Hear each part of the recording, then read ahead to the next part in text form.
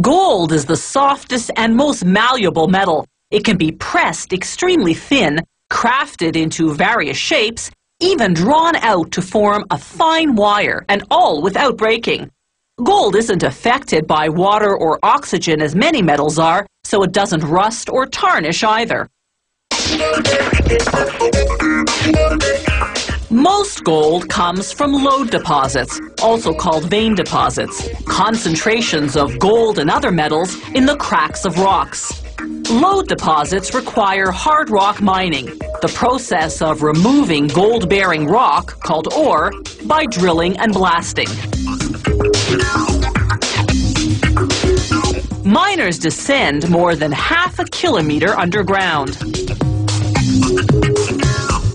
There, they drill holes for explosives using what's called a long-hole air drill.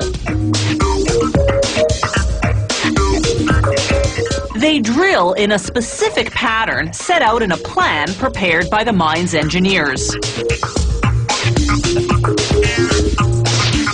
The engineers know exactly where those veins of gold are, thanks to the mining company's geologists who've studied ore samples. The company collects these samples by drilling deep into the rock at 15-meter intervals. These diamond drill cores, as they're called, are up to 100 meters long and measure 3.5 centimeters in diameter. Gold in its natural state isn't pure. It's usually intertwined with silver and other metals, so the mined ore has to be processed afterward to isolate and extract the gold.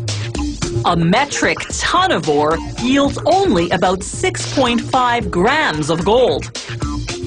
After blasting the rock apart with explosives, miners use what's called a muck machine to transfer the ore to cars headed to the main shaft and then above ground to the mill. There, a crusher reduces the large chunks into smaller rocks about the size of road gravel. A mill then pulverizes them to the texture of beach sand.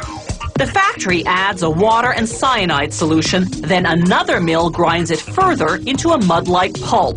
The pulp flows into large settling tanks. The wet solids, being heavier, sink to the bottom. The water at the top drains to another area. They transfer the wet solids to an agitation tank and blow in air. The oxygen sets off a chemical reaction between the cyanide and the gold trapped in the ore, triggering the gold to dissolve and leach into the surrounding water.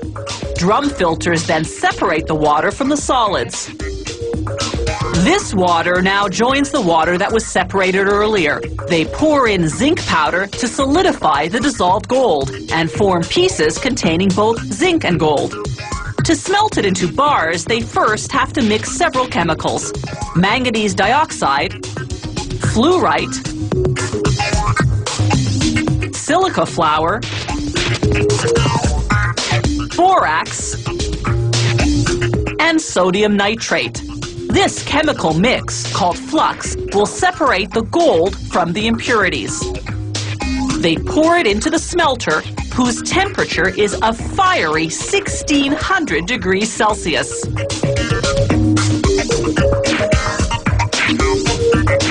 They rotate the smelter so that the contents heat evenly.